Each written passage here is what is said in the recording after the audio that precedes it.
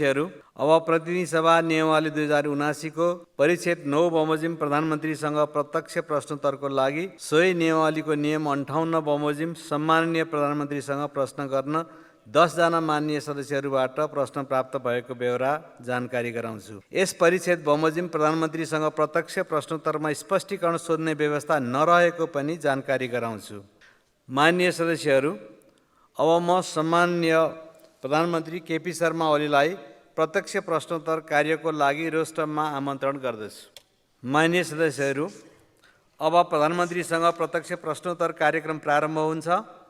सर्वप्रथम प्रश्नकर्ता माननीय सदस्य धनराज गुरुङलाई सम्माननीय प्रधानमन्त्रीसँग प्रश्न सोध्न अनुमति दिन्छु। सम्माननीय सभामुख महोदय, सर्वप्रथम त नेपाली प्रजातान्त्रिक आन्दोलनका प्रणेता बिपी कोइरालाको हिजो परेको स्मृति दिवस, साथै नेपाली कम्युनिस्ट आन्दोलनका प्रणेता पुष्पलाल श्रेष्ठको आज परेको स्मृति दिवसका सन्दर्भमा दुवै नेताप्रति उच्च सम्मान व्यक्त गर्दछु।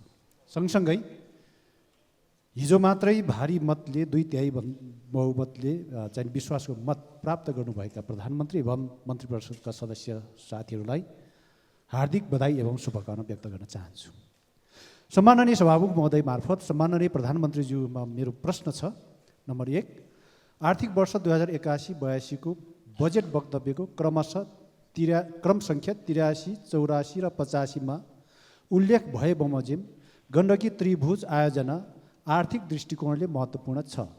गण्डकी त्रिभुजमा पर्ने बुटोल पोखरा कोष्ठमा सिद्धार्थ राजमार्ग सडक खण्डलाई डेडिकेटेड 2 लेनमा स्तरोन्नति गर्ने कार्य कहिलेदेखि सुरु गर्ने र कहिलेसम्म सम्पन्न गर्ने लक्ष्य सरकारले लिएको छ।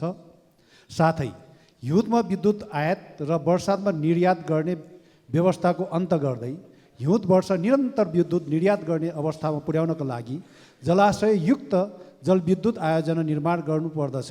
यसका लागि आँधी खोला उच्च बाँध विद्युत आयोजना पनि प्राथमिकताका साथ गर्नुपर्ने एउटा आयोजना भएकोले यस आयोजनाको वर्तमान अवस्था के हो र कहिलेदेखि सुरु गर्ने सरकारले तयारी गरेको छ। नम्बर 2, मुलुकको वर्तमान आर्थिक अवस्थालाई सुधार गर्नका लागि आर्थिक सुशासन अपरिहार्य विषय हो र आर्थिक सुशासन कायम गर्न गैर सरकारी कारोबारको अन्त्य गर्नुपर्दछ। गैर कानुनी कारोबार अन्त्य गर्नका लागि सरकारको के तयारी छ? धन्यवाद। अब सम्माननीय प्रधानमन्त्री केपी शर्मा ओलीलाई उक्त प्रश्नको जवाफ दिन अनुमति दिन्छु। सम्माननीय सभामुख महोदय, आज नेपालको लोकतान्त्रिक प्रगतिवादी परिवर्तनकारी आन्दोलनको एउटा महान हस्ती, महान योगदान गरेका व्यक्तित्व,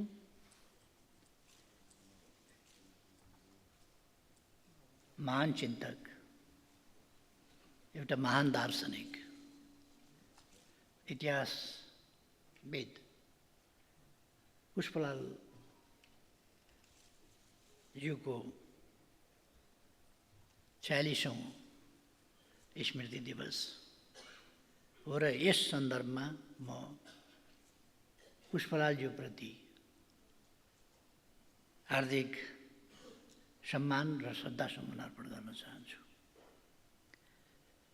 मैले उहाँको थर नभनेर पुष्पलाल मात्रै भने। उहाँ जातीयता झल्किने खालका कुनै कुरा नगरेर उहाँहरूले एउटा अभियानै चलाउनु भएको थियो, नाम मात्रै लेख्ने। त्यसकारण उहाँको समयमा पुष्पलाल, सूर्यलाल, अर्कोलाल यस्ता नाम मात्रै लेख्ने, थर नलेख्ने यस्तो अभियान चलाउनु भएको थियो र उहाँले पनि त्यही अनुसार पुष्पलाल मात्रै लेख्ने गर्नुहुन्थ्यो, थर लेख्नुहुन्न थियो। त्यसकारण मैले उहाँको थर उल्लेख गरिनँ। उहाँप्रति श्रद्धासुमन अर्पण गर्न चाहन्छु। उहाँको सम्बन्धमा मैले अहिले विचार विमर्श गर्ने समय होइन, त्यसकारण धेरै कुरामा जान चाहन्न। एउटा कुरामा मेरो ध्यान आकर्षण भएको छ। हामी यस गरिमामय संसदमा छौँ। यहाँ हामीले बोल्दा भएका कुरा बोल्ने गरौँ, सही कुरा बोल्ने गरौँ, तथ्ययुक्त कुराहरू बोल्ने गरौँ। जथाभावी राजनीति फरक होला, पार्टी फरक होला, तर त्यसो भनेर जथाभावी बोल्ने नगरौँ, असभ्य तरिका ननिकालौँ, झुटको सहारा नलिउँ। म फेरि एकपल्ट सम्झाएर भन्न चाहन्छु, मैले हिजो बोल्दा विद्युत महसुल ट्रङ्क लाइन सम्बन्धी अथवा डेडिकेटेड लाइन सम्बन्धी विद्युत महसुल तिर्न पर्ने भनिएका र तिर्न नपर्ने भन्ने तर्क गरिरहेका उद्यमी व्यवसायीहरू र विद्युत प्राधिकरणका बीचको विवाद टुङ्ग्याउनुपर्छ, संवादबाट टुङ्ग्याउनुपर्छ। सरकारले पाउनुपर्ने रकम सरकारले लिनै पर्छ, असुल गर्नुपर्छ। तथ्य प्रमाणका आधारमा जुन विद्युत उनीहरूले उपयोग गरेका छन् त्यसको महसुल उनीहरूले तिर्नै पर्छ, उनीहरूसँग लिनुपर्छ। जुन महसुल उनीहरूले तिरेका छैनन्, के प्रयोग गरेका छैनन्, विद्युत प्रयोग गरेका छैनन्, त्यो महसुल उनीहरूले तिर्न पर्दैन। प्रयोग नगरेको विद्युतको महसुल तिर्न पर्दैन, मैले भनेको त्यो हो। प्रयोग गरेको विद्युतको महसुल तिर्नुपर्छ। तर आजको विषय होइन यो। 9-10 वर्ष अगाडिदेखि यो विवाद चलिराखेको छ। पटक पटक लाइन काटिन्छ, फेरि लाइन जोडिन्छ। किन यस्तो भइरहेको छ म डिटेलमा जान चाहन्न, आवश्यकता पर्दा डिटेलमा पनि जाउँला। मलाई कुनै लप्पन छप्पन गर्नु छैन, म सिरियसली भन्दैछु। मलाई कुनै लप्पन छप्पन गर्नु छैन। मलाई कुनै बेठिक खालका सेटिङ र विभिन्न खालका तन्त्रहरूका पछाडि कुद्नु पनि छैन। मैले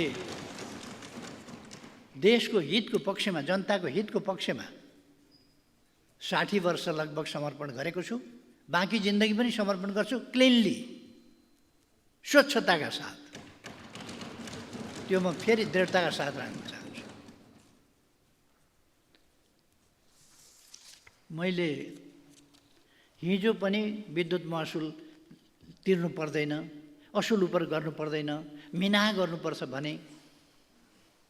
भन्ने एउटा फेरि हिजो मात्रै मैले यहाँ बोलेको कुरा। तिर्नुपर्ने जति तिर्नुपर्छ, तिर्नु नपर्ने तिर्नु पर्दैन, विवाद छ, हामी अध्ययन गरेर टुङ्ग्याउँछौँ भनिराखेको छु। हिजो मात्रै कसरी मैले तिर्नु पर्दैन भने रेकर्ड छ। यहाँ उपस्थित हुनुहुन्न थियो भने रेकर्ड सुनेर कन्फर्म भएर कुरा गर्नु बाँच्छ नि। म भन्न चाहन्छु, हामी गरिमामय संसदमा छौँ। हामी जनताले छानेर पठाएका प्रतिनिधिले त्यस हैसियतमा बोल्नुपर्छ। कहिले सुन होइन पित्तल चढायो भनेको छ, कहिले अनेक प्रकारका फोटाहरू छपाएको छ, अनेक गरेको छ। यो खालको तरिका माननीयको हैसियतमा शोभनीय हुँदैन। सत्य कुराहरू गर्न सिक्नुपर्छ, सत्य कुरा बोल्नुपर्छ। भ्रष्टाचारका विरुद्ध बोलौँ, भ्रष्टाचार छोप्नका लागि अरूमाथि भ्रष्टाचारका लान्छना लगाउने काम नगरौँ। म मान्यज्यूहरूलाई भन्न चाहन्छु, हामी कुनै खेलवाड गर्न, यहाँ कुनै गालमुखाल गर्न यहाँ आएका होइनौँ। देश र जनताप्रति साँच्चैको जिम्मेवारी बोध गरेर हामी यहाँ आएका हौँ र अवस्थामा परिवर्तन ल्याउँछौँ। सङ्कल्पका साथ यहाँ आएका हौँ, गर्नका लागि यहाँ आएका हौँ। प्रधानमन्त्री बनेको कसैलाई चित्त नबुझ्या हुनसक्छ, ठिक छ नि, नबन्न सक्छ। कसैलाई मर्का पनि पर्या हुनसक्छ। यो त दलीय व्यवस्था हो। त्यो कुरा राजनीतिक हिसाबले, प्रश्नहरू राजनीतिक हिसाबले नै अगाडि बढाउँ। मैले हिजो पनि भने, कुनै आवेश उत्तेजनामा हामी छैनौँ, कुनै आग्रह पूर्वाग्रहमा हामी छैनौँ, कुनै प्रतिशोधको राजनीति हामी उचितै ठान्दैनौँ, गर्दैनौँ। तर झुटा लान्छनाहरू लगातार लगाउने कुरा प्रति जवाफदेही हुनुपर्छ भन्ने कुरा चाहिँ म राख्न चाहन्छु। सभामुख महोदय, मेरो निवेदन कि यो गरिमामय सदन जस्तै होस्। हामीले सदनको मर्यादा, गरिमा, यहाँ भएका छलफल, यहाँ उठाएका विषय, यहाँ उठेका प्रश्न यति हल्का फुल्का झुटा पूर्वाग्रहीपूर्ण हुनु हुँदैन कि सुन भनेर पित्तल चढायो भने जस्ता हावादारी कुरा यस गरिमामय संसदमा नबोलियोस् या नगरियोस्। यति हल्का फुल्का बनाउनु हुँदैन हामीले यस गरिमामय संसदमा। मैले यति मात्रै भन्न खोजेँ। माननीय सभामुख महोदय, सम्माननीय प्रधानमन्त्रीजी एकछिन रोक्नुहोस्। मान्य सदस्य के भनाइ छ? सम्माननीय सभामुख महोदय, सम्माननीय प्रधानमन्त्रीजी कुन चाहिँ उसमा सन्दर्भमा अहिले बोल्दै हुनुहुन्छ, यो चाहिँ सायद कहीँ न कहीँ सभामुखज्यूले चाहिँ रुलिङ गर्नुपर्छ होला। प्रश्न उत्तरमा हुनुहुन्छ। धन्यवाद छ। मान्य सदस्य आसन ग्रहण गरौँ। मान्यजीको आसन ग्रहण गरौँ। ध्यान आकर्षण भएको छ, मैले त्यतै लान कोसिस गरिरहेको छु। मान्य सदस्य आसन ग्रहण गरौँ। प्रश्नोत्तर नै गरिराखेको छु। म कसलाई गाली गरेको छ र? मान्य सदस्य आसन ग्रहण गरौँ। गाली गरे, गाली नगरौँ भन्दैछु म, उल्टै गाली। मान्य सदस्य आसन ग्रहण गरौँ।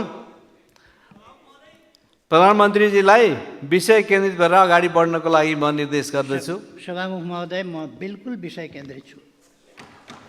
बिल्कुल विषय केन्द्रित छु। संसदमा उठेका प्रश्नहरूको लिखितको जवाब दिनुपर्ने, त्योभन्दा अगाडि अलिखित नै बिचमा बाटैमा आइपुग्यो। त्यसकारण यसो नगरौँ भन्ने मात्रै मेरो आग्रह हो। यसो नगरौँ। मैले कुनै गाली गलौज कसैलाई गरेको छैन। मैले खालि सचेत गराएको। आवेश उत्तेजनामा आउनुपर्ने कुनै आवश्यकता छैन। धन्यवाद। सभामुख महोदय, बजेट वक्तव्यमा उल्लेख भएको भरतपुर, बुटवल, पोखरा, मुगलिन, भरतपुरलाई तीनवटा कोणमा राखेर गण्डकी आर्थिक त्रिभुजको परियोजना निजी क्षेत्रसँग सहकार्यमा एकीकृत विकासको अवधारणा अनुरूप नमुना विकास अभियान सञ्चालन गर्ने गरी भनेर ल्याइएको कार्यक्रम हो। यस कार्यक्रमबाट यातायात पूर्वाधारको विकास मात्र नभएर औद्योगिक विकासका साथै ऊर्जा क्षेत्र, कृषि तथा पर्यटन क्षेत्रको विकास एवं रोजगारीका अवसरहरू सिर्जना हुने विश्वास गरिएको छ। प्रस्तुत गण्डकी त्रिभुज आयोजना अन्तर्गत पर्ने बुटवल, पोखरा, सिद्धार्थ राजमार्ग सडक खण्डलाई 2 लेनमा स्तरोन्नति गर्न चालु आर्थिक वर्षमा बजेट विनियोजन गरिएको छ भने सिद्धबाबा सुरुङ मार्गको कार्य अन्तिम चरणमा पुगेको छ। चालु आर्थिक वर्षको पहिलो त्रैमासिकबाटै काम गर्ने गरी बजेट कार्यान्वयन कार्ययोजना तयार भइसकेको छ। यस सन्दर्भमा साउन महिनाबाटै काम अगाडि बढाउने गरी सम्बन्धित निकायलाई निर्देशन समेत भइसकेको छ। प्रस्तुत सडकलाई सुरक्षित, छिटो गतिमा आधुनिक एवं आर्थिक करिडोरको रूपमा विकास गर्न निजी पुँजी समेत परिचालन गर्ने गरी नवीनतम विधिमा विकास सहायता समेत परिचालन गर्ने गरी प्रक्रिया अगाडि बढाइएको समेत जानकारी गराउन चाहन्छु। यसमा यद्यपि यो त्रिभुज गण्डकी आर्थिक त्रिभुज परियोजना भन्ने जुन छ, यो कति पर्याप्त अध्ययन, कति विश्लेषण, सम्भाव्यताको अध्ययन, कति विषयहरू नभाच्ने गरी ल्याइएको छ, त्यो अलिकति हेर्नु त पर्ने छँदैछ। त्यो हेरिनेछ। फेरि पनि यो विकास निर्माणसँग आएको कुरा हुनाले यसमा रहेका कमीहरूलाई करेक्सन गरेर सच्याएर र यसलाई प्रभावकारी ढङ्गले कार्यान्वयनमा अगाडि बढाइनेछ। म त्यो मान्यज्यूलाई आश्वस्त पार्न चाहन्छु। मान्यज्यूले उठाउनु भएको दोस्रो विषय आँधी खोला उच्च बाँध विद्युत आयोजनाको सम्बन्धमा स्पष्ट गर्न चाहन्छु। स्याङ्जा जिल्लाको कालीगण्डकी गाउँपालिका मोती चौरको आँधी खोलामा प्रस्तावित बाँधस्थल र गल्याङ नगरपालिकाको वडा नम्बर 3 मा विद्युत गृह रहेको आँधी खोला जलाशययुक्त जलविद्युत आयोजनाबाट 180 मेगावाट विद्युत उत्पादन गर्ने लक्ष्य रहेको छ। हालसम्म यस आयोजनाको पूर्व सम्भाव्यता अध्ययन गर्ने कार्य सम्पन्न भई वातावरणीय अध्ययन कार्य स्वीकृत भइसकेको छ। हालसम्मको अध्ययनबाट आयोजना निर्माण गर्न प्राविधिक रूपमा उपयुक्त देखिएको छ। यस आयोजनाको निर्माण गर्न गल्याङ नगरपालिकामा 712 घरहरू विस्थापित गर्नुपर्ने चुनौती भने रहेको छ।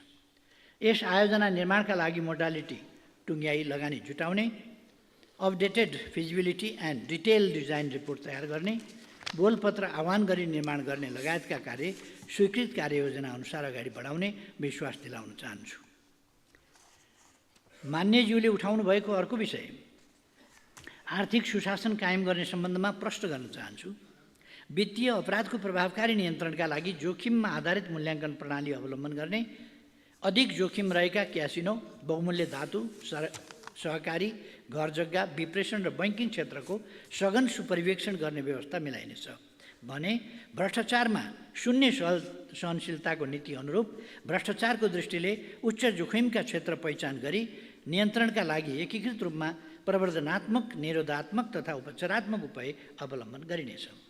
भ्रष्टाचार न्यूनीकरण र सदाचार पद्धतिको प्रवर्धन गर्दै राज्यका समग्र क्षेत्रमा सुशासन कायम गर्नका लागि प्रविधि मैत्री सेवा प्रवाहमा जोड दिइनेछ। सरकारका सबै अङ्गहरूमा आन्तरिक नियन्त्रण प्रणाली सुदृढ बनाउने तथा सार्वजनिक खरिद कानुनको समसामयिक संशोधन र परिपालनालाई सशक्त र प्रभावकारी बनाइनेछ। राजस्व चुहावट नियन्त्रण गरी गैरकानुनी आर्थिक कारोबार हुन नदिन सम्बन्धित निकायलाई क्रियाशील बनाई समन्वयात्मक रूपमा परिचालन गर्नुको साथै चोरी निकासी एवं पैठारी नियन्त्रणका लागि संयुक्त गस्ती परिचालन र छड्के जाँच तथा सुराकी परिचालनलाई प्रभावकारी बनाइनेछ। राजस्व परिचालनलाई प्रभावकारी बनाई आर्थिक सुशासन कायम गर्न केन्द्रीय बीजक अनुगमन प्रणाली, आशीकुडा प्रणाली, VCTS सूचना प्रणाली, भूमि व्यवस्थापन तथा अभिलेख सूचना प्रणाली बीच अन्तर आबद्धता कायम गरी एकीकृत करदाता सूचना प्रणालीको विकास गर्नेछ। यस्तै आयात हुने मालवस्तुको मूल्याङ्कनका लागि नियमित बजार सर्वेक्षण गरी सङ्कलन गरिएको सूचनाका आधारमा तथ्यपरक र वास्तविक भन्सार मूल्याङ्कन प्रणाली विकास गरिनेछ। स्रोत परिचालनको दबावलाई न्यूनीकरण गर्न राजस्व परिचालनका अन्य क्षेत्र परिचालन गरी राजस्वको दायरा विस्तारलाई थप प्रभावकारी बनाइनेछ। आन्तरिक ऋणलाई समेत पुँजीगत प्रकृतिका ठुला पूर्वाधार निर्माणमा केन्द्रित गर्दै जाने व्यवस्था मिलाइनेछ।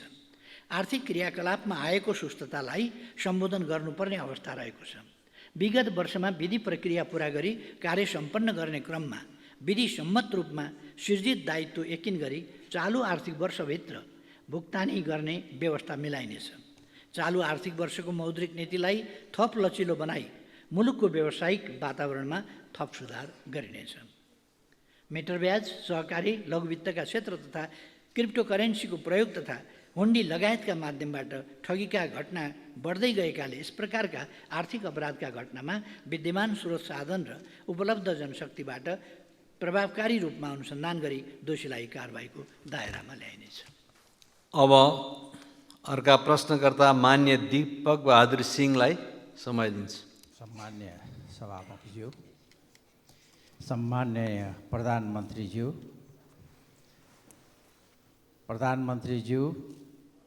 मन्त्रीज्यूहरूलाई बधाई तथा शुभकामना दिन चाहन्छु म र मेरो पार्टीको तर्फबाट।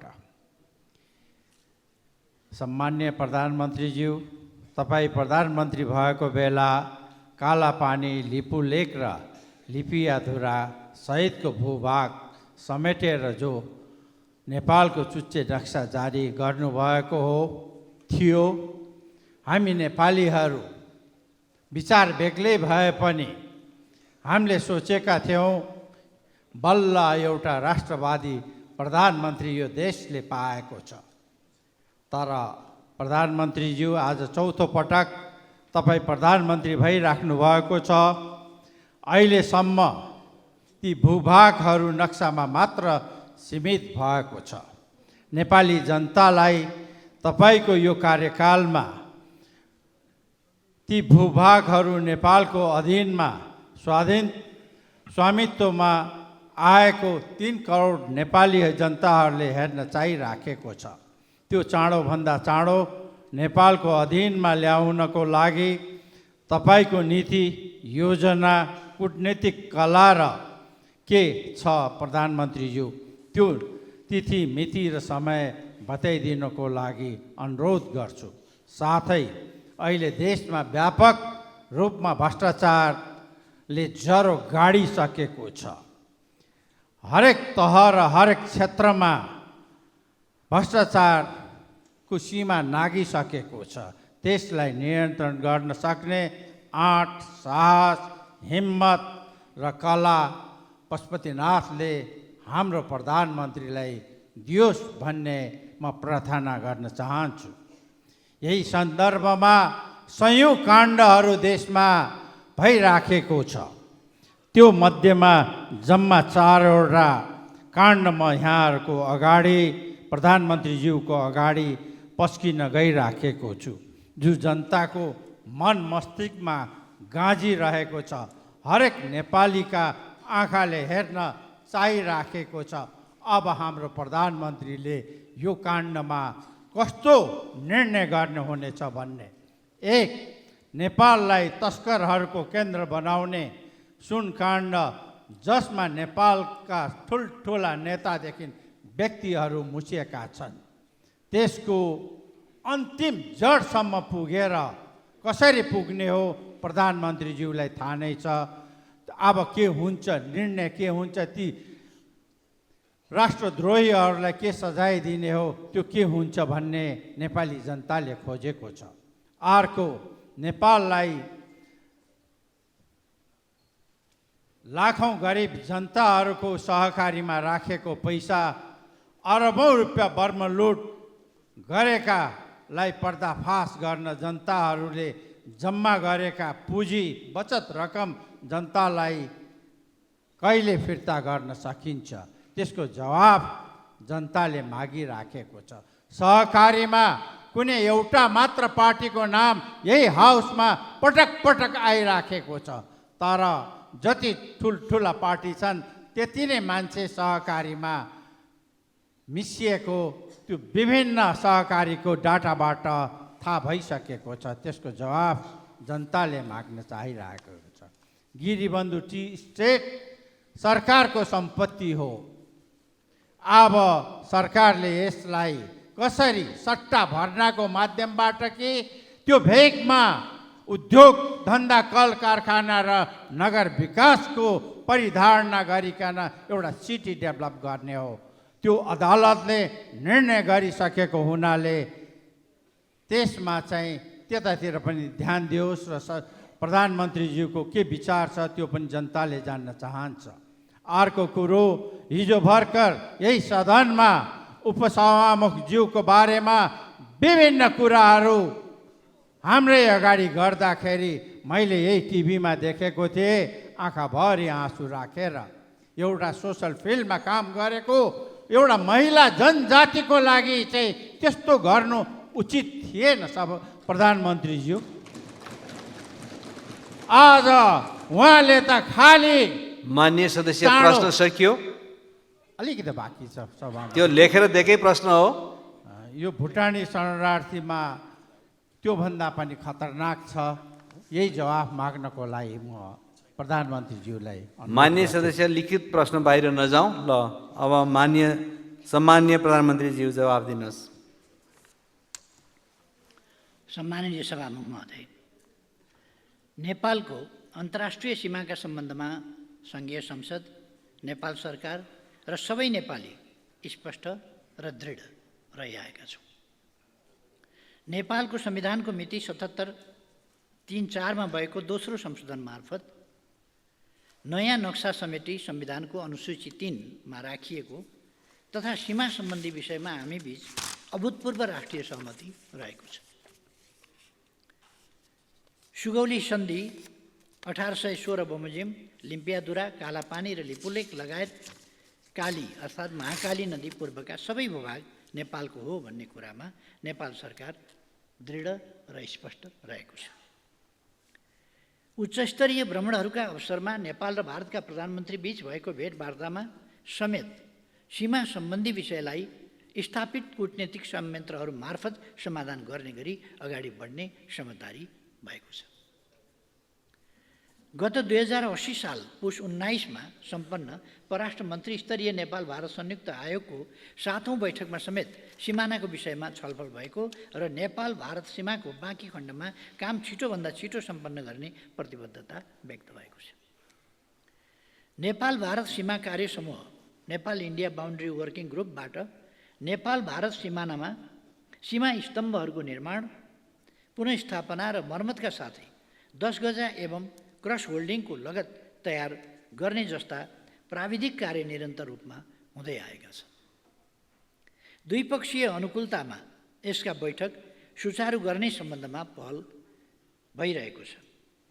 सुगौली सन्धि, विभिन्न नक्सा, ऐतिहासिक तथ्य तथा प्रमाण समेतका आधारमा सीमा समस्यालाई भारत सरकारसँग वार्ता र कूटनीति मार्फत समाधान गर्ने नेपाल सरकारको निरन्तर अडान र प्रतिबद्धता रहिआएको छ। सोही अनुरूप हाम्रो सक्रिय पहल रहने कुरा म स्पष्ट पार्न चाहन्छु। यस सम्बन्धमा दार्चुला जिल्लाको छाङ्ग्रुमा सशस्त्र प्रहरी बल नेपालको गुल्मे स्थापना गरिएको छ भने दार्चुला जिल्लामा भारततर्फ 5 वटा र चीनतर्फ एउटा गरी 6 वटा बिओपीहरू समेत थप गरिएको छ। सुशासन, सेवा प्रवाह र विकास निर्माणको बाधकको रूपमा रहेको भ्रष्टाचार निवारण वर्तमान सरकारको प्रमुख प्राथमिकताको विषय हो। भ्रष्टाचार निवारणका लागि सरकारले सम्भाव्य सबै उपायहरूको अवलम्बन गर्नेछ। सुनकाण्ड, सहकारी ठगी, नक्कली भुटानी शरणार्थी लगायतका मान्यज्यूले उठाउनुभएका विषयहरूमा म के प्रश्न पार्न चाहन्छु भने आम जनताको चाहना बमोजिम राष्ट्रिय हितको रक्षा गर्न, भ्रष्टाचार नियन्त्रण गरी सुशासन कायम गर्न सरकार प्रतिबद्ध छ। ठुला साना जोसुकै भए पनि दोषीलाई कानुनी दायरामा ल्याइने प्रतिबद्धता व्यक्त गर्न चाहन्छु।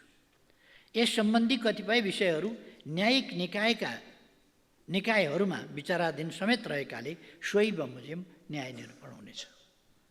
र म थप के भन्न चाहन्छु भने कुनै पनि प्रकारको भ्रष्टाचार सम्बन्धमा मुलायजा गरिने छैन, कुनै पनि दल विशेष भनेर हेरिने छैन, छुट्याइने छैन, कोही पनि भ्रष्टाचार गर्ने व्यक्तिका अनुहार हेरिने छैन। अनुहार नहेरिकन व्यवहार हेरेर कारबाही गरिनेछ। यसमा म गरिमामय संसदका सबै मान्य सदस्यज्यूहरूलाई ढुक्क रहन आग्रह गर्न चाहन्छु। धन्यवाद। अब प्रश्नकर्ता माननीय सदस्य डाक्टर धवल शमशेर जङ्गबहादुर राणा। सम्मान्य सभामुखज्यू, सम्मान्य प्रधानमन्त्रीज्यू, तपाईँलाई र तपाईँको मन्त्री परिषदको सफलताको शुभकामना गर्दै मैले त भ्रष्टाचारकै विषयमै सवालहरू राखेको थिएँ, तपाईँबाट त्यसको जवाबहरू आइसकेको छ। तैपनि म केही लेखेकै कुरामा थप्न चाहन्छु। यो आजको दिनमा नेपालमा राजनीति र राजनीति गर्ने नेताहरूलाई कस्तो दृष्टिकोणले जनताले हेर्छ, यो दृष्टिकोणलाई सुधार गर्नको लागि हामीले 2046 सालबाट नेताहरूको सम्पत्ति छानबिन गरेर दोषीलाई कारबाही गर्न पर्ने आवश्यकता छ। प्रधानमन्त्रीज्यू, र प्रतिष्ठित ठाउँमा पद ओगटेका नेताहरूले अकुत सम्पत्ति कमाएको कहाँबाट आयो भन्ने कुरालाई छानबिन गर्नुभयो भने धेरै नेताहरू जेल जान्छन्। यो विषयमा प्रधानमन्त्रीज्यू गम्भीर हुनुहुन्छ भनेर मैले विश्वास लिएको छु। संविधानलाई नि के सकारात्मक रूपमा परिवर्तन गर्ने भनेर भन्नुभएको छ, त्यो पनि तपाईँले गर्नुहुन्छ भन्ने विश्वास लिएको छु। र भ्रष्टाचारकै विषयमा कुरा गर्दाखेरि हिजो मात्रै यो गरिमय सदनभित्र एकजना पूर्व मन्त्री हालका सांसदले आफ्नो छोराको सर्टिफिकेटलाई टेकुमा गएर इक्विभलेन्स गर्दाखेरि दिनभरि उहाँलाई झुल्यायो, लट्क्यायो र 5 बजे बज्न लागेपछि 5,000 रुपियाँ बिचौलियालाई दिएपछि उहाँको काम कागज तुरुन्तै हातमा आयो। उहाँले यस्तो भन्दा यो सदन तरङ्गित भएको मैले देखिनँ। एकजना सांसदलाई नि त्यहाँ कर्मचारीका घुस दिएर काम गराइन्छ र सदन तरङ्गित हुँदैन। हामी गम्भीर हुँदैनौँ। हामीले देशलाई कहाँ पुगाइसकेको रहेछौँ। सदनभित्र सांसदसित पैसा मागेर पैसा लिँदाखेरि पनि हामीले त्यो विषयमा गम्भीरता देखाउन छाडिसकेको छौँ। मान्य सदस्य आफ्नो लिखित प्रश्न पढ्न सक्नुहुन्छ, त्योभन्दा धेरै व्याख्यामा नजाउँ। धन्यवाद। के हो लिखित प्रश्न, त्यसलाई सट्ट राखिदिनुहोस्। अन्तिममा हिजो राति पूर्व मन्त्री रामचन्द्र रायजीको फारममा उहाँको बर्बर रूपले हत्या भएको छ। प्रधानमन्त्रीज्यू, यो विषयमा दोषीलाई कारबाही हुन्छ भन्ने विश्वास लिएको छु। धन्यवाद। सम्माननीय प्रधानमन्त्रीज्यू। सभामुख महोदय, जनजीविकाका सवालमा केन्द्रित भएर कार्य सम्पादन गरी सुशासन कायम गर्दा मात्रै सरकारको कार्य सम्पादनप्रति आम जनताको विश्वास अभिवृद्धि हुनेछ। तसर्थ विभिन्न समयमा चर्चामा आएका भ्रष्टाचार र अकुत सम्पत्ति आर्जनका आरोपहरूको निष्पक्ष र स्वतन्त्र छानबिनमा सरकार प्रतिबद्ध छ। जहाँसम्म सहकारीको विषय छ, यसमा सहकारी क्षेत्र तथा बचतकर्ताहरूले भोग्नु परेका समस्या सम्बोधन गर्न विगतमा गठित कार्यदलहरूबाट प्राप्त हुन आएका सुझाव एवं सहकारी पीडितहरूसँग पटक पटक गरिएका सहमतिहरू कार्यान्वयन गर्न भूमि व्यवस्था, सहकारी तथा गरिबी निवारण मन्त्रालयबाट विभिन्न प्रयासहरू अगाडि बढेका छन्।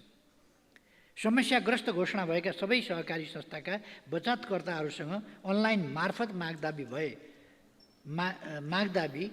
माग गरिए बमोजिम 59,587वटा मागदाबी निवेदन प्राप्त भएको र 35,51,72,35,000 रुपैयाँ बराबरको दायित्व यकिन गरिएको छ।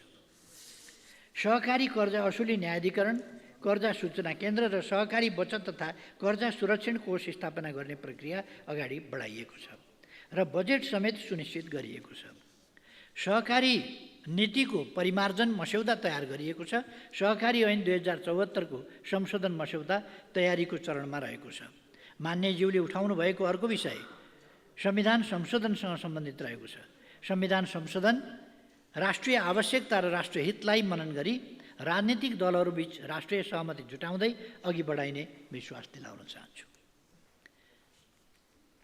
संविधान संशोधनको विषय कसैको लहरको विषय होइन र यो समयको माग, देशको आवश्यकताका लागि हो भन्ने कुरा मैले हिजो पनि भने, फेरि दोहोऱ्याउँछु। वर्तमानमा देखिएका समस्या सम्बोधन गरी संविधानलाई अझ जीवन्त बनाउन र देशलाई स्थायित्व र समृद्धिको मार्गमा अगाडि बढाउन सरकारमा रहेका र नरहेका सबै दलहरूसँग छलफल र परामर्श गर्दै यस कार्यलाई अगाडि बढाउने विश्वास दिलाउन चाहन्छु। मान्यज्यूले उठाउनुभएका अन्य विषयका सम्बन्धमा पूर्व प्रश्नकर्ता मान्यज्यूहरूको उत्तरमा समेत यी कुराहरू स्पष्ट पारिसकेका छु। अब प्रश्नकर्ता मान्य सदस्य दीपक बोहरा अनुपस्थित देखिनु भएकोले उहाँको अनुपस्थितिमा उहाँको तर्फबाट प्रश्न सोध्न उपयुक्त देखिएन, अत सूचीबाट उक्त प्रश्न हटाएको कुरा म प्रश्न पार्न चाहन्छु। यस पछाडि प्रश्नकर्ता मान्य सदस्य देवी प्रकाश भट्टचन्द आफ्नो प्रश्नलाई वाचन गरेर प्रश्न राखिदिनुहोला। सम्माननीय सभामुख महोदय, सम्माननीय प्रधानमन्त्रीज्यू समक्ष जिज्ञासा र प्रश्न। बागलुङ जिल्लाको धोरपाटन नगरपालिकाको उत्तरगङ्गा जलाशययुक्त जलविद्युत आयोजना 828 मेगावाट र उक्त आयोजनाबाट जम्मा 1726 मेगावाट उत्पादन हुने साथै हिउँदे याममा 100% उत्पादन दिने योजना कहिले सुरु हुनेछ? साथै आन्तरिक तथा बाह्य पर्यटन विकास प्रबन्धनको लागि ढोरपाटन विकास परियोजना स्थापनाको पहलको लागि माग गर्दछौँ।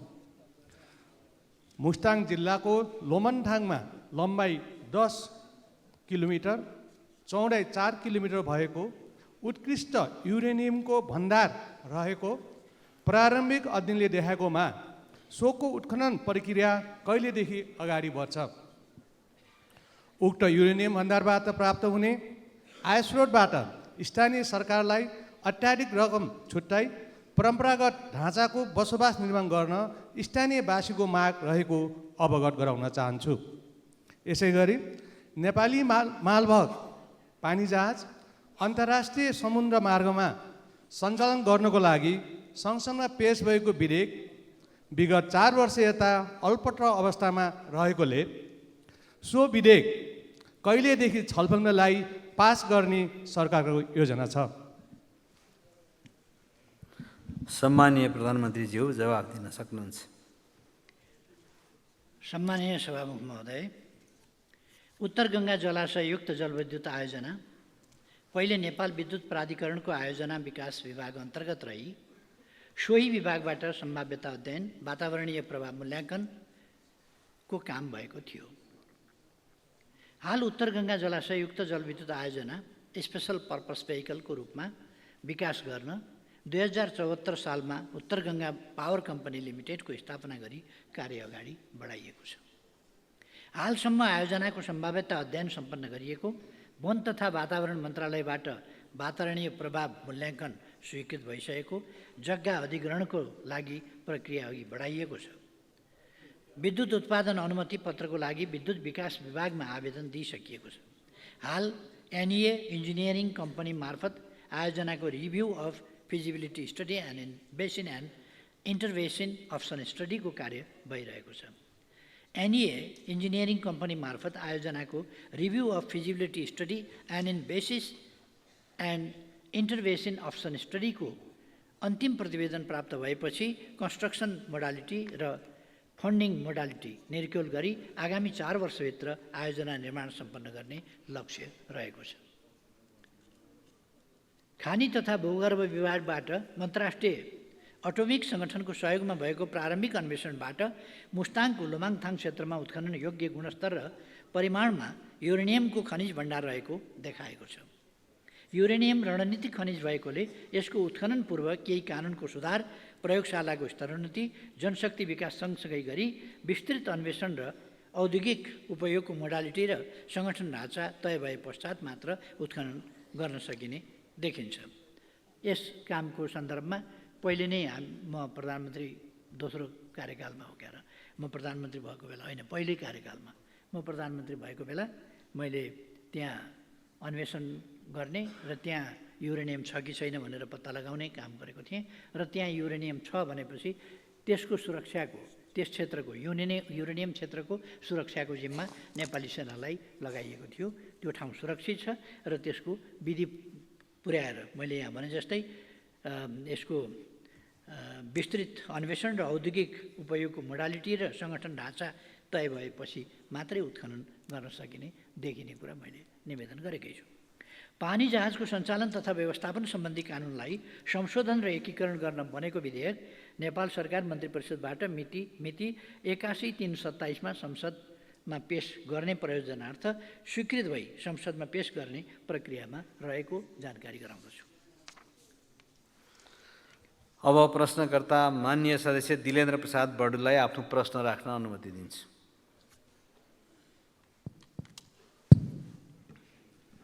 सम्माननीय सभामुख महोदय, मैले पटक पटक यो संसदमा ध्यानाकर्षण गराउँदै आइरहेको उच्च रणनीतिक महत्त्वको दार्चुला तिङ्कर सडक र अन्तर्राष्ट्रिय सीमा नदी महाकाली नियन्त्रणका सन्दर्भमा सम्माननीय प्रधानमन्त्रीको ध्यानाकर्षण गराउँदै म केही कुरा राख्न चाहिरहेको छु।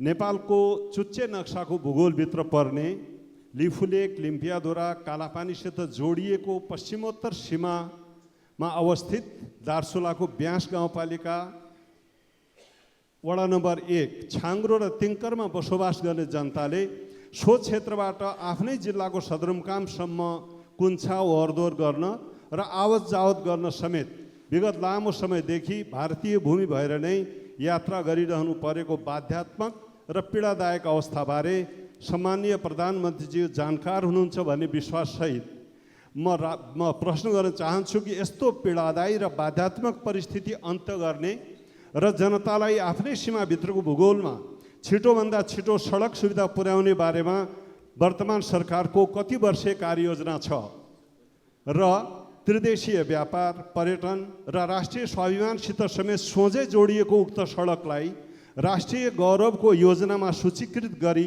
छुट्टै बजेट उपशीर्षक राखेर स्रोत सुनिश्चित गर्ने र आवधिक योजनासहित निर्माण सम्पन्न गर्नुपर्ने होइन र? यस सन्दर्भमा सभामुख महोदय, नेपाली काङ्ग्रेस समेत रहेको पछिल्लो सरकारले एउटा निर्णय गरेको छ। अर्थ मन्त्रालय, भौतिक पूर्वाधार, रक्षा मन्त्रालय समेत भएर यस सन्दर्भमा अब यसलाई 2 वर्षमा 3 मिटरको पैदल बाटो ट्र्याक ओपन गर्ने र 5 वर्षमा पुरै सडक सम्पन्न गर्ने भनेर मिति 2080-6-5 मा भौतिक पूर्वाधार मन्त्रालयले माननीय मन्त्री स्तरीय निर्णय पनि गरेको छ र तर त्यो पछिल्लो सरकारबाट कार्यान्वयन हुन सकेन। त्यसकारण म जिज्ञासा साथ अनुरोध गर्न चाहन्छु कि वर्तमान सरकारले यही प्रस्तावित योजना, कार्ययोजना, 5 वर्षीय कार्ययोजनालाई कार्यान्वयन गर्ने र त्यही कार्यान्वयन कार्ययोजना अनुसार आवश्यक रकम छुट्याउने गरी विशेष निर्णय गर्नका निमित्त मेरो आग्रह र ध्यानाकर्षण सहित म सम्माननीय प्रधानमन्त्रीको यसबारेमा स्पष्ट र सकारात्मक जवाब पनि चाहन्छु। हस्, धन्यवाद। सम्माननीय प्रधानमन्त्रीज्यू अब जवाब दिन सक्नुहुन्छ। अर्को छ? अझै छ? ल राख्नुहोस्। सडकको सन्दर्भमा भयो। अब अर्को चाहिँ मैले महाकाली नदीको सन्दर्भमा नदी नियन्त्रणका सम्बन्ध राखेको छु।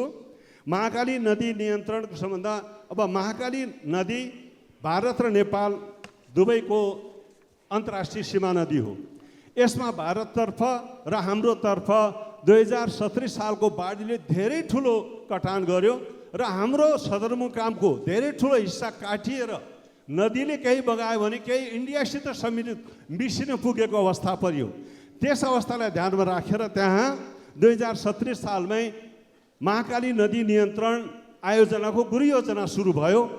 तर त्यसको काम पुरा नहुँदै त्यहाँबाट त्यो आयोजनाको कार्यलाई अन्यत्र हटाउने काम भयो, जसले गर्दा अहिले पनि त्यहाँ तीव्र कटान भइरहेको छ र उतातिर भारततर्फ भने अझै पनि त्यो नदी नियन्त्रणमा काम धमाधम भइरहेछ र त्यसले अझ हामीतिर बहाव आउन सक्ने खतरा छ। त्यसकारण सभामुख महोदय, यस अफिसलाई अन्तर्राष्ट्रिय सीमा रक्षा र आफ्नो भूमिको रक्षा गर्ने महत्त्वपूर्ण काम भावनाले यो आयोजनाको कार्यालय फेरि पुनर्स्थापन दार्चुलामा गर्नका लागि म सम्माननीय प्रधानमन्त्रीजीको बाट म सकारात्मक जवाब चाहन्छु।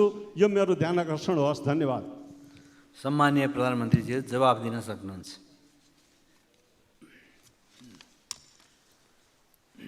सम्माननीय सभामुख महोदय, मान्यज्यूले उठाउनु भएको प्रश्नको सम्बन्धमा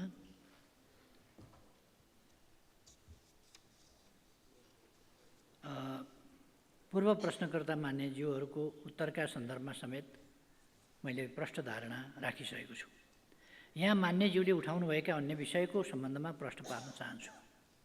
महाकाली करिडोर आयोजना अन्तर्गतको तुषारपानी कोटेश्वर टिङ्कर खण्डमा 80% कडा चट्टान रहेको र विस्फोटक पदार्थको व्यवस्थापनको सहजता भई निर्माण कार्यमा कम समय लाग्ने र कार्यप्रगति छोटो हुने उद्देश्यका साथ नेपाली सेना मार्फत कार्य भइरहेको छ। यो निर्णय सभामुख महोदय, म प्रधानमन्त्री भएकै बेला 77 साल वैशाख 14 गतेको मन्त्री परिषदको निर्णयबाट दार्चुला तिङ्कर सडकको 134 किलोमिटर मध्ये निर्माण हुन बाँकी रहेको 79 किलोमिटरको अन्तिम सडक खण्ड तुषारपानी कोठेदार तिङ्कर सडक निर्माणको जिम्मा नेपाली सेनालाई सुम्पिने निर्णय गर्दा साबिककै उक्त निर्णयमा नै साबिक जस्तै रातो किताबमा बजेट विनियोजन भइरहेको अवस्था समेत त्यसलाई अन्त्य गरेर, किनभने त्यो चट्टानी भूभाग भएको हुनाले अरूले गर्न गाह्रो हुने भएको हुनाले नेपाली सेनालाई सुम्पिएको थियो।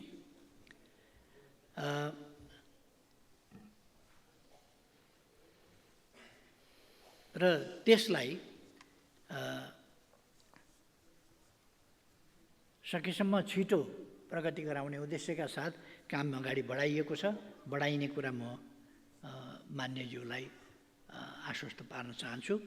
छुट्टै बजेट शीर्षकको सन्दर्भमा रक्षा मन्त्रालयबाट कार्यान्वयन भइरहेको तराई मधेस द्रुत मार्ग बाहेक अन्य कुनै पनि नेपाली सेनाले निर्माण गर्ने सडकमा छुट्टै बजेट उपशीर्षक कायम भएको अवस्था छैन। तथापि यथेष्ट बजेट विनियोजनका सन्दर्भमा भने बजेट अभावका कारण कार्य प्रगतिमा कुनै कमी हुन नदिने नेपाली सेनाबाट माग भए बमोजिम नै विगतमा पनि बजेट व्यवस्थापन भएको र भविष्यमा समेत बजेट कमी हुन नदिने विश्वास म व्यक्त गर्न चाहन्छु। सङ्घको कार्यक्षेत्र रहेका सुदूरपश्चिम प्रदेशको पहाडी क्षेत्रमा सिँचाइ र नदी नियन्त्रणका कार्यहरू प्रभावकारी रूपले सम्पादन गर्न दार्चुलाबाट बैतडीको पाटनमा कार्यालय स्थानान्तरण गरिएको थियो। तटबन्ध निर्माण कार्यान्वयन एवं आवश्यक अनुगमनका लागि सम्पर्क कार्यालय र केही प्राविधिकहरू दार्चुलामा पनि राखिएको छ।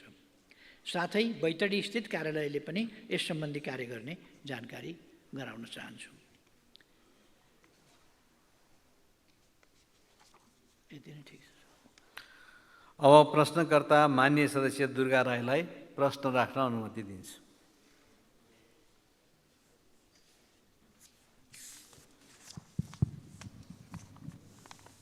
सम्माननीय सभामुख महोदय, प्रतिनिधि सभा नियमावली 79 को नियम 56 बमोजिम प्रधानमन्त्रीज्यूसँग प्रत्यक्ष प्रश्न गर्नको लागि सहभागी हुन अनुमति चाहन्छु। सभामुख महोदय मार्फत सम्माननीय प्रधानमन्त्रीज्यूलाई मेरो प्रश्न। सर्वप्रथम प्रधानमन्त्रीज्यूलाई बधाई दिन चाहन्छु।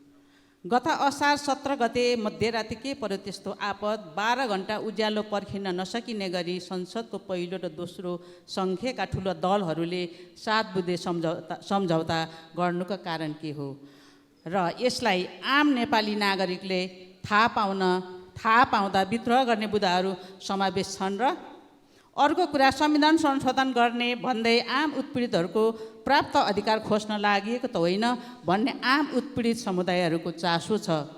साथै प्रधानमन्त्रीज्यू, कानुन न्याय तथा मानव अधिकार समितिमा रहेको सङ्क्रमणकालीन न्याय सम्बन्धी विधेयक कहिले टुङ्गाउने हो? सरकार र प्रधानमन्त्रीज्यूको के भनाइ छ? मेरा प्रश्नहरू प्रधानमन्त्रीज्यू लिखित रूपमा 4 गते मैले बुझाएको हुनाले यस सम्मानित सदनलाई मैले आफ्ना प्रश्नहरू फेरि प्रत्यक्ष रूपमा प्रधानमन्त्रीज्यूलाई सोध्न मेरो कर्तव्य सोचे। त्यसैले जवाफ हिजो आए तापनि मैले 4 गते बुझाएको क्वेसन भएको हुनाले आज फेरि प्रधानमन्त्रीज्यूलाई प्रत्यक्ष सोध्ने अनुमति चाहे। धन्यवाद। सम्माननीय प्रधानमन्त्रीज्यू जवाफ दिन सक्नुहुन्छ। सभामुख महोदय, म प्रश्नकर्तालाई धन्यवाद दिन चाहन्छु। मैले नबुझेको कुरा के भने नि, हामी यो गरिमामय संसदको समय हामी सांसदहरू कस्ता कुरामा अल्झिनुपर्छ, कस्ता कुरा अल्झिनु हुँदैन। पार्टीहरूका बिचका सहमति एएमभित्र हुनुपर्छ कि पिएमभित्र हुनुपर्छ, कति बजेर कति मिनट जाँदा हुनुपर्छ, यस्तो कुनै कहीँ कतै छ र? यस्तो हुन्छ कहीँ कतै? यो एएमभित्र सक्नुपर्छ या पिएम लागेपछि गर्न हुँदैन, या पिएमभित्र सक्नुपर्छ, वा यति बजेर यति मिनट गएपछि अफिस अफ हुन्छ। पोलिटिकल पार्टीहरूको अफिस अफ हुँदैन, पोलिटिकल एक्टिभिटीको अफिस अफ हुँदैन, घडीको अफिस पनि अफ हुँदैन, समयको गति पनि अफ हुँदैन।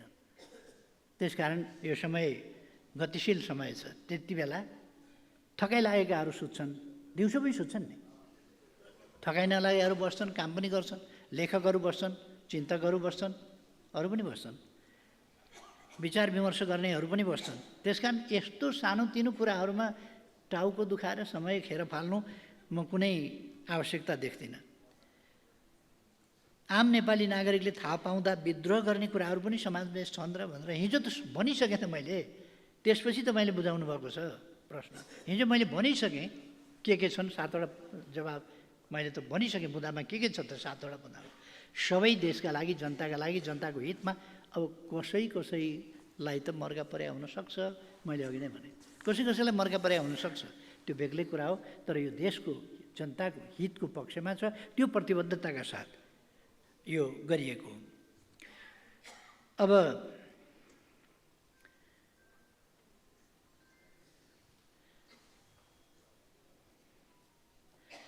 संसदीय समितिमा रहेका विधेयकहरूलाई टुङ्गोमा पुर्याउने सन्दर्भमा मान्यज्यूहरूले समेत सक्रिय र क्रियाशील भई सहयोग गर्नुहुनेछ।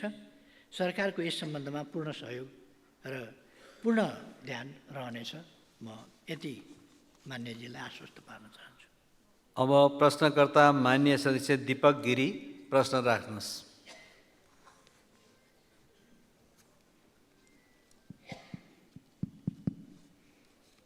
सम्मान्य सभामुखज्यू, सम्मान्य प्रधानमन्त्रीज्यू, म सर्वप्रथम नेपाली राजनीतिका शिखर पुरुष महामानव बिपी कोइराला, शिखर पुरुष पुष्पलालजीलाई श्रद्धासुमन टक्राउँदै म आफ्ना केही भनाइहरू राख्न चाहन्छु।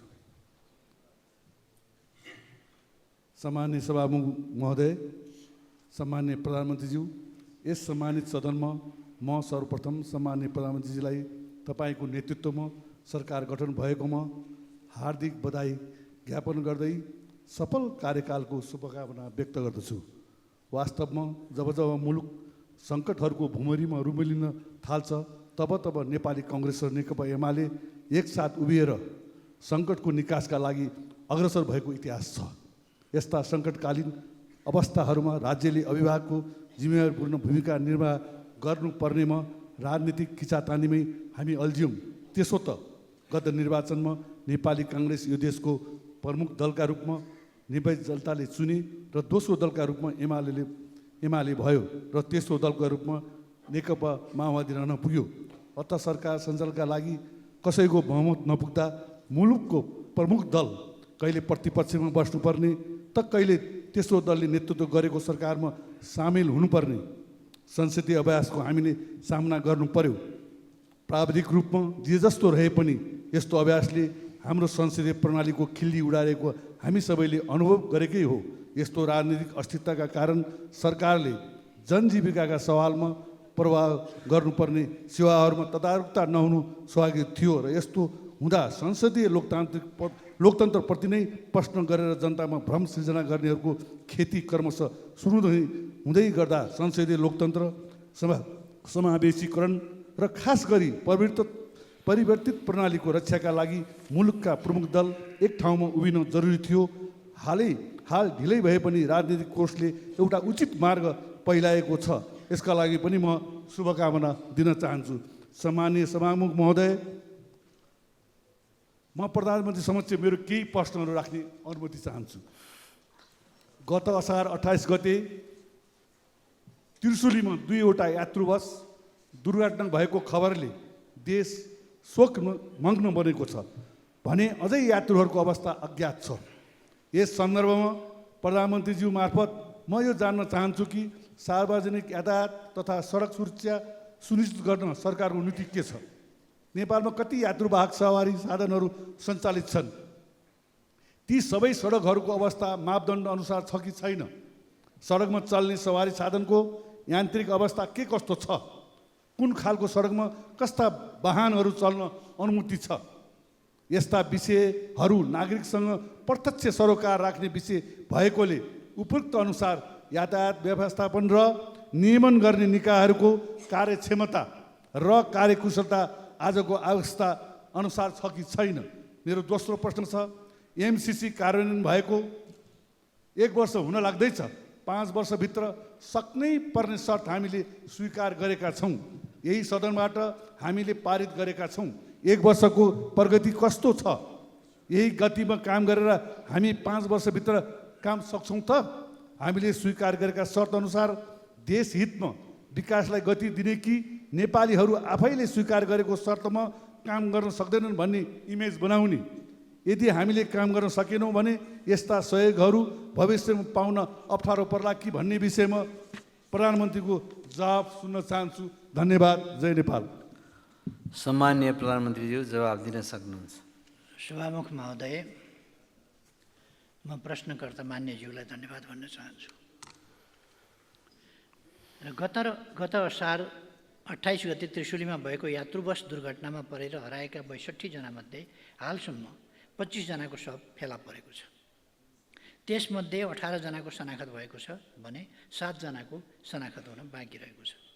आजको मितिमा नेपाली सेना 14 जना, नेपाल प्रहरी 56 जना र सशस्त्र प्रहरी बल नेपालका 126 जना गरी 197 जना सुरक्षाकर्मीले खोजी कार्य गरिरहेका छन् भने श्रावण 5 गतेदेखि 12 जना भारतीय गोताखोरहरू समेत परिचालन गरिएको छ। शवहरू बगेर भारतीय भूमिमा समेत पुगेको अनुमान गरिएकाले भारतको पश्चिम चम्पारण स्थित स्थानीय प्रशासन मार्फत शव खोजीका लागि भारतीय दूतावास मार्फत अनुरोध गरिएको छ। फेला परेका 25 शवहरू चितवन, नवलपरासी पूर्व, नवलपरासी पश्चिम र भारतीय भूमिमा समेत फेला परेका छन्।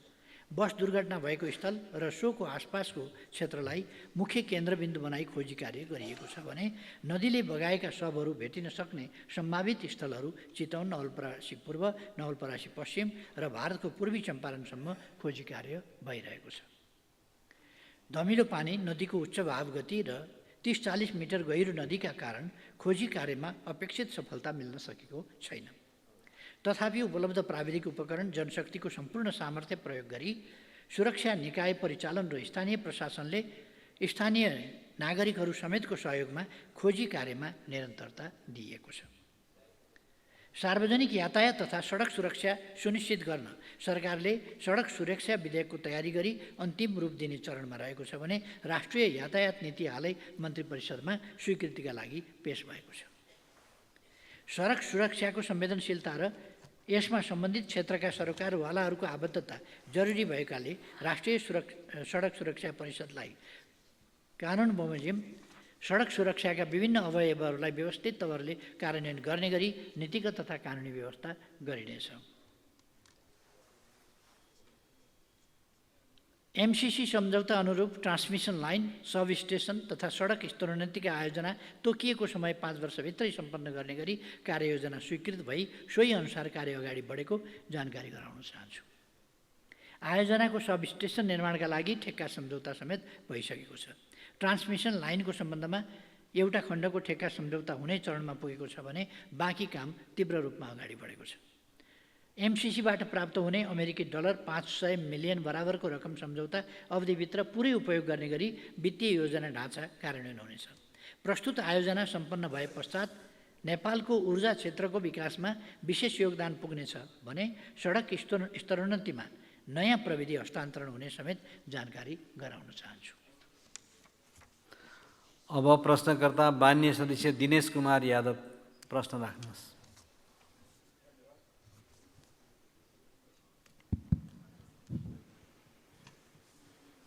सम्मान्य सभामुख महोदय, सम्मान्य प्रधानमन्त्रीज्यू, आज प्रत्यक्ष प्रश्नको रूपमा हामीले आज 22 आज हिजो 6 गते बीपी स्मृति दिवस र आज पुष्पलालजीको आज स्मृतिको दिवसको अवसरमा उहाँहरूप्रति हार्दिक श्रद्धाञ्जली अर्पण गर्न चाहन्छु। सम्झन चाहन्छु पञ्चायतकाल, राणा शासनकाल र आज ती नेताका आदर्शहरूलाई सम्झेर त्यही बाटोतिर हामी लागू भने सम्झना गर्दै हार्दिक श्रद्धाञ्जली दिन चाहन्छु। साथसाथै नव परिवेश, नव स्थितिमा आज जुन गठबन्धन बनेको छ, प्रतिपक्ष पहिलो पार्टी र दोस्रो पार्टीको बिचमा केपी ओलीजीको नेतृत्वमा उहाँको कार्यकाल र पुरै मन्त्री परिषदलाई हार्दिक बधाई र शुभकामना दिन चाहन्छु। सँगै एउटा इतिहास बनाउन पनि माँ भगवतीसँग कामना गर्न चाहन्छु कि यो देशले फेरि संसदीय व्यवस्थाको विकल्प खोज्न नपरोस्। त्यसकारण हामी सम्पूर्ण संसदले आज 70 वर्षदेखि गरेको सङ्घर्षलाई अगाडि लाउँदै आम जनताको विश्वासलाई जित्ने काम यो क्याबिनेटले गर्नेछ भन्ने विश्वास राख्दै आज मेरो 3वटा प्रश्न छ।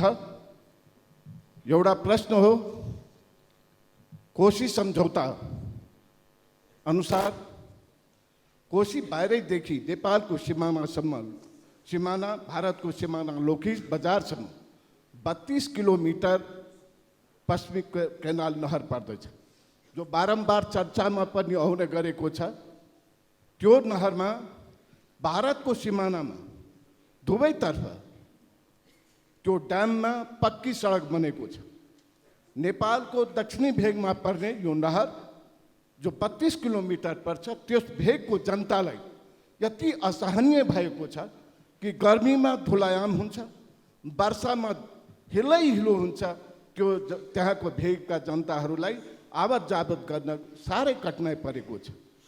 यस कुरामा हामीले सम्बन्धित राजदूत जाँदाखेरि हामीले ध्यान आकर्षण सर्वदलीय गराएका पनि हौँ, तर पहल हुन सकिरहेको छैन। त्यसकारण मेरो सम्माननीय प्रधानमन्त्रीसँग आग्रह छ कि यसमा यो कोशी सम्झौता अनुसार नै पहल गर्नको लागि, कूटनीतिक पहल भारतसँग गर्नको लागि मेरो हार्दिक अनुरोध छ। दोस्रो, 70 जिल्लालाई हामी पहिला सगरमाथा अञ्चल भन्ने गर्थ्यौँ, जसको सदरमुकाम राजविराज थियो। सोलुदेखि राजविराजसम्म हामीले पहिला पनि धेरै प्रयास गरेको कि यो सडक सगरमाथासँग जोडेर 70को भारतको सिमानासँग एउटा सडक कायम होस्, तर धेरै प्रयासहरू भयो, धेरै सरकारको कार्यक्रमहरूमा, तर हुन सकेन।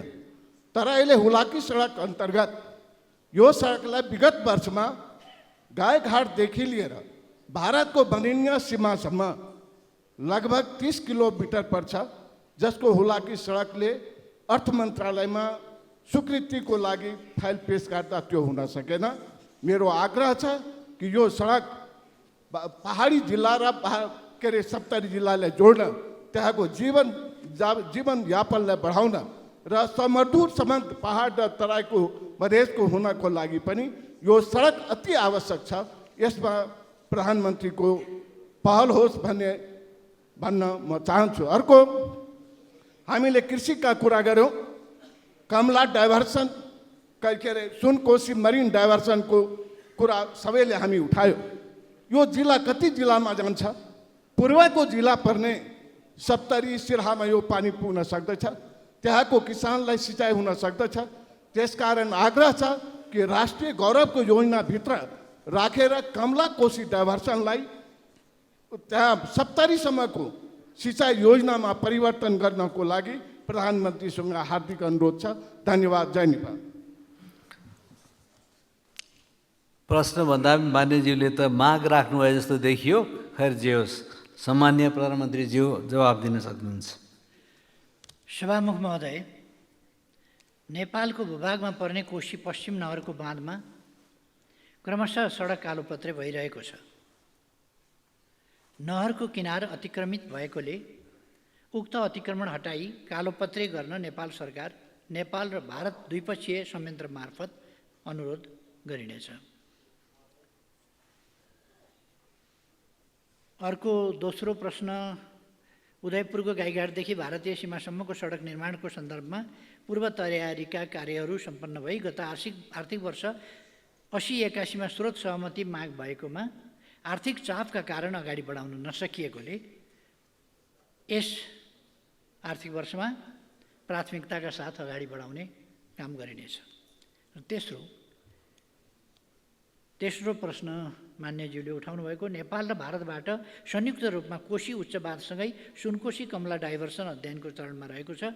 अध्ययन सम्पन्न भएपछि यसको कार्यान्वयन अगाडि बढाइनेछ।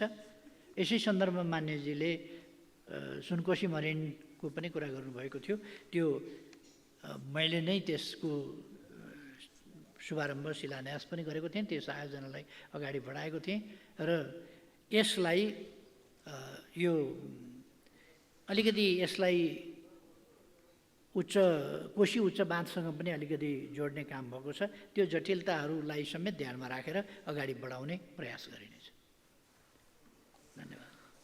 अब प्रश्नकर्ता माननीय सदस्य दीपा शर्मा, प्रश्न आधारित संक्षिप्तमा राखिदिनुहोस्। प्रश्न पढ्नुहोस्।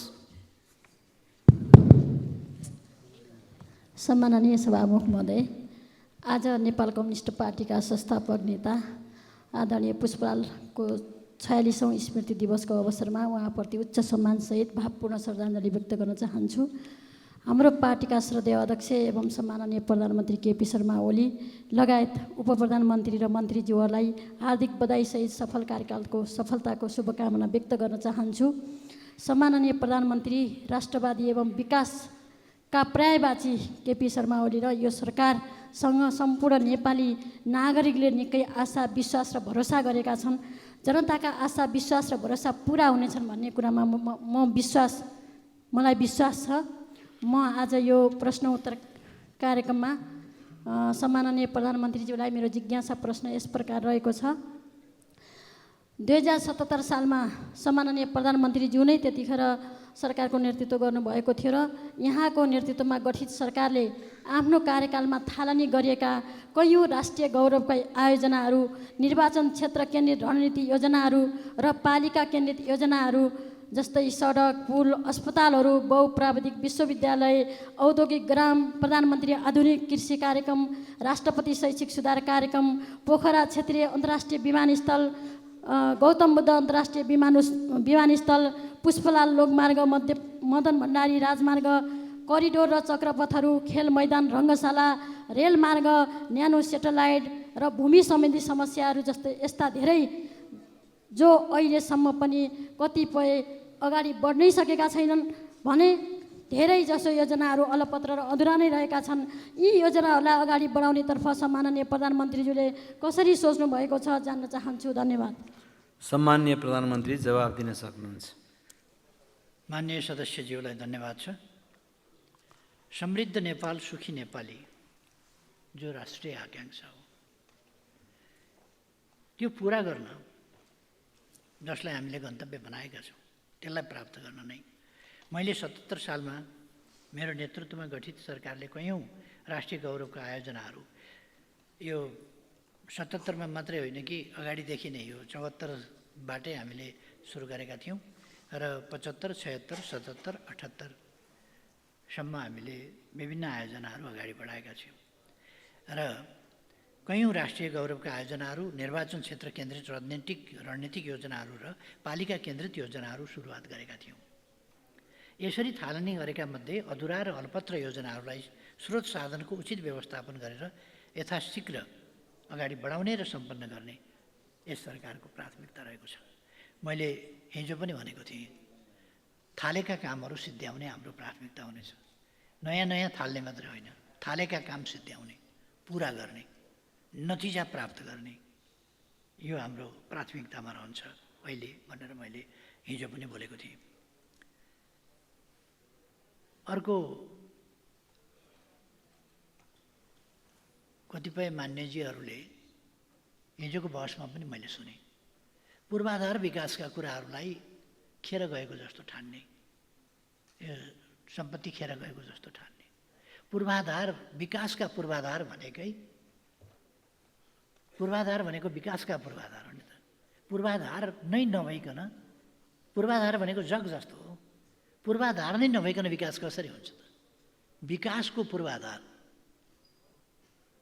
त्यसकारण पूर्वाधार भनेको विकासभन्दा अगाडि आउने चिज हो।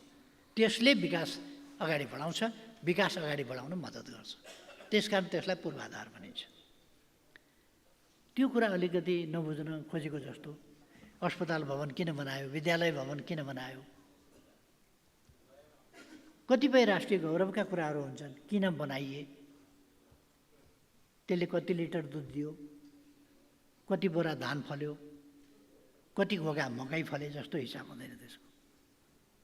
हाम्रा कतिपय गौरवका कुरा हुन्छन्, हाम्रा कतिपय इतिहासका कुरा हुन्छन्, कतिपय ऐतिहासिक धरोहरहरू हुन्छन्, हाम्रो संस्कृति हुन्छ।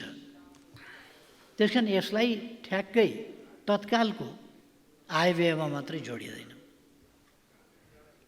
त्यसको विकासको समग्र विकासको अभियानसँग, गतिसँग र विकासका आधारसँग र उपलब्धिहरूसँग त्यसको सरोकार हुन्छ।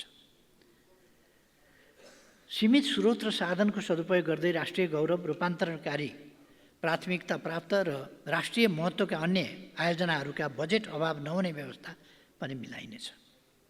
हाल कार्यान्वयनमा गएका आयोजना अन्तर्गतका ठेक्काहरूको कार्य सम्पन्न गर्न आवश्यक बजेट व्यवस्था गरिनेछ। साथै ठेक्का व्यवस्थापनलाई चुस्त बनाइने र जिम्मेवार पक्षलाई जवाबदेही बनाइनेछ। आज 10 जना मान्यहरूले लिखित प्रश्न पठाउनु भएको भए पनि एकजना प्रश्नकर्ता अनुपस्थित रहनुभयो। 9 जना मान्यज्यूहरूले प्रश्न गर्नुभयो। मैले सबै मान्यज्यूहरूका सबै प्रश्नहरूको जवाफ उपयुक्त ढङ्गले दिएको छु भन्ने ठानेको छु र म सबै प्रश्नकर्ता मान्यज्यूहरूलाई र सबै प्रश्नोत्तर कार्यक्रममा सहभागी सबै मान्यज्यूहरूलाई पनि धन्यवाद भन्न चाहन्छु। सभामुख महोदयले समय दिनुभएकोमा धेरै धेरै धन्यवाद। सम्माननीय प्रधानमन्त्रीलाई आफ्नो आसन ग्रहण गर्न अनुरोध गर्दछु।